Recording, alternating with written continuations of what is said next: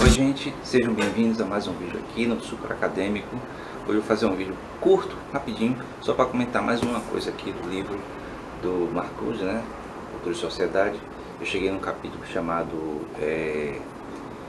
Ética e Revolução, né? Que assim, é um capítulo curto também, e eu achei interessante algumas coisas para chamar a atenção, relacionando com o meu livro Ginocracia, né? Parte 1. É o seguinte, no capítulo, né, o Marcuse ele fala que todo processo revolucionário tem que desenvolver algum tipo de modelo ético de comportamento dos revolucionários, né, da própria, né, a teoria que dá base àquela revolução. Ele dá exemplos históricos, né, da Revolução Francesa, da Revolução Americana, da Revolução Inglesa e da Revolução Russa, né? E ele diz assim que é meio que inevitável para transformações históricas que levem a maior liberdade, ele usa o termo liberdade, né? Maior liberdade dos sujeitos, né, das pessoas, que haja algum tipo de imposição, de violência transformadora. Ele menciona algumas coisas como que o processo revolucionário, ele, para dar certo, de certo modo, né, já que está estabelecendo uma coisa que vai contra ao que tinha um sistema revolucionário que derruba o sistema anterior, ele precisa trazer em si uma nova proposta de mudança de vida, para que as pessoas possam aderir àquela ideia ali. E aí ele fala de que, às vezes, num processo revolucionário, as gerações, né, que vão se sucedendo ao processo revolucionário precisam se adaptar àquele momento novo, mas quem sofre mais é justamente a geração do momento revolucionário, né? Então, a quebra do sistema durante a Revolução Francesa, que colocou a burguesia no poder, e aí teve que os nobres se reajustarem, o clero se reajustar, a própria burguesia se reajustar como estando no poder, né? As classes trabalhadoras que apoiaram a Revolução, mas foram deixadas de lado em certos momentos, e aí tem a questão do terror e tal. Então, todo esse problema da violência, né, do autoritarismo, como consequência de um processo revolucionário, né? A própria Revolução Russa, né, com a ascensão do modelo totalitarista lá do Stalin, né? Ele fala, inclusive, ele chama a atenção de que os processos revolucionários que ele leva em consideração são os processos de transformação da sociedade. Então não conta nenhum processo de transformação tipo golpes, né, golpes militares, golpes de Estado, em que na verdade o propósito da suposta transformação na verdade é manter as coisas do jeito que estão. Então ele dá exemplo, né, da ascensão do nazifascismo como sendo um exemplo de transformação conservadora, que é muito parecido com o golpe militar aqui no Brasil em 64 e outros golpes de Estado na América Latina durante o século XX, em que a proposta, né, mesmo você chamando de revolução ou contra-revolução que seja, a proposta foi sempre manter as coisas como estão e não promover maior liberdade para os sujeitos, que é o que o Marcuse ele foca, né? Diz que a meta é maior liberdade para os sujeitos. Pois bem, no Ginocracia, assim, antes mesmo de eu conhecer essa obra aqui do Marcuse, eu, de certo modo, eu coloco isso, né, que como a história acontece em, sei lá, uns 200 anos no futuro,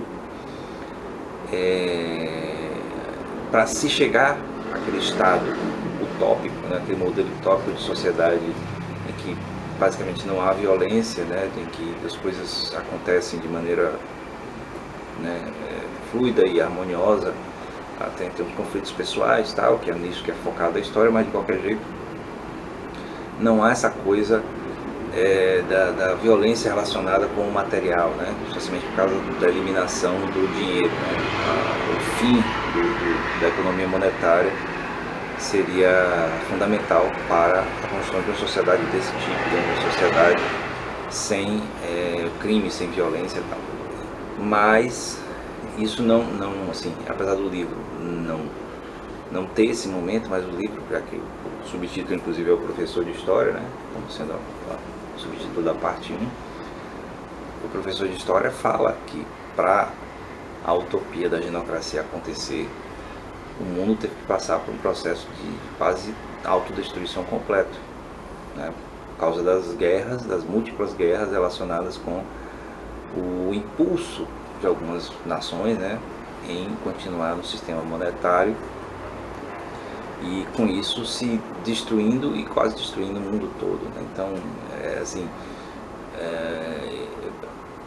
quando eu escrevi, eu pensei em falar alguma coisa assim que houve sofrimento, mas o foco seria a realização. E é uma coisa que o Marcuse ele meio que conclui no trabalho dele falando que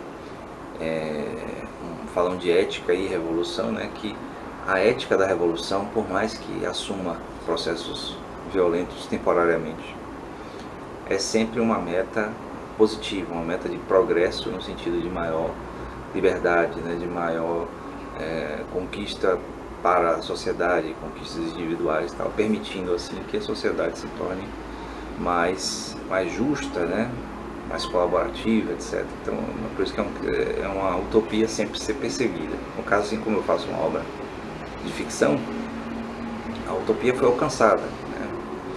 Mas a ideia é que a gente, como realidade, né, como desejo revolucionário de ter uma sociedade assim, busque sempre melhorar com os processos de transformação, sejam revoluções no sentido assim, de transformações grandiosas, né, como a Revolução Francesa, a Revolução Russa, a Revolução Inglesa. No caso, ele está mencionando do processo revolucionário inglês, que teve uma fase violenta e finalizou com uma fase mais, mais pacífica, em que a Inglaterra transformou, né, deixou de ser uma monarquia absoluta e se transformou numa monarquia parlamentar.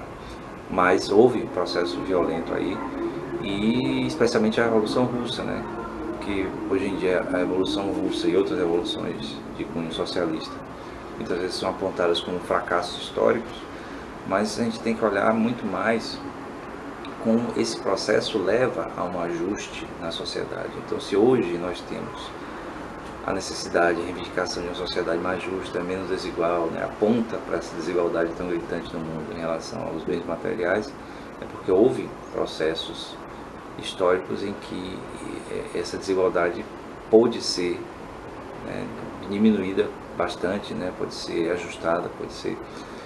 E aí, assim, não dá para simplesmente pegar e apontar como um fracasso. Então, de certo modo, a Revolução Francesa também foi um fracasso, porque ele levou a extremos de violência. A França sofreu com o terror, a ascensão de Napoleão, a Primeira República, a Segunda República, a Terceira República, até a Quinta República, a própria rendição da França à Alemanha nazista pode ser visto como consequência de um processo em que o país ficou fragilizado de algum jeito. Então, vários elementos assim. Então, a história ela não é um progresso contínuo, né?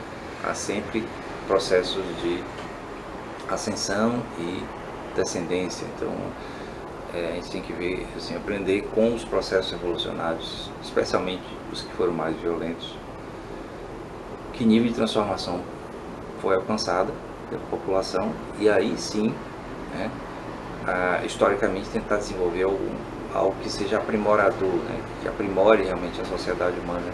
Você vê que hoje a grande necessidade revolucionária é em relação à questão ecológica, né, a questão do meio ambiente. A gente está chegando num limite tal em que é como se o planeta tivesse meio que querendo expulsar a gente daqui. Mas é uma consequência das nossas ações. Então, o processo revolucionário aí viria de reconhecer essa nossa pertença ao mundo e trabalhar em torno de um processo de recuperação, digamos assim. É uma coisa que na Genocracia eu abordo também. Então, se você tiver a oportunidade de dar uma olhada, né, dar uma lida, pelo menos num trecho que está disponível no Clube de Autores, pode ser bem inspirador para quem, na crença de que o mundo, mesmo no longo prazo, né, possa se tornar um lugar melhor, né? Bom, acho que é isso do livro, do capítulo Marcuse sobre ética e revolução, certo? Eu terminei essa semana, só falta mais um capítulo, não sei se eu vou falar sobre ele, porque é bem curto, mas eu achei interessante isso, essa questão a respeito dos processos revolucionários, da violência dos processos revolucionários, do reconhecimento ético da necessidade, às vezes, os processos revolucionários terem uma fase violenta, pelo menos, mas ele aponta, ele diz que o grande perigo é quando essa fase violenta se transforma na regra, né? Se transforma naquilo que permanece e não sendo uma coisa a ser superada, né? Ele, bom, como um bom marxista, né, ele acredita que os processos revolucionários socialistas, com a ditadura do proletariado, avançariam para a sociedade sem classes, né, sem a resistência em relação à mudança, e a sociedade mais harmônicas, um modelo bem utópico mesmo, né, a gente vem falando. Mas é claro, historicamente a gente sabe que isso não aconteceu ainda, né, não aconteceu. Os países socialistas mais fortes, pelo menos, né, mais representativos historicamente, no caso principalmente a União Soviética, deixou de existir. E aí temos hoje um país que é capitalista, né,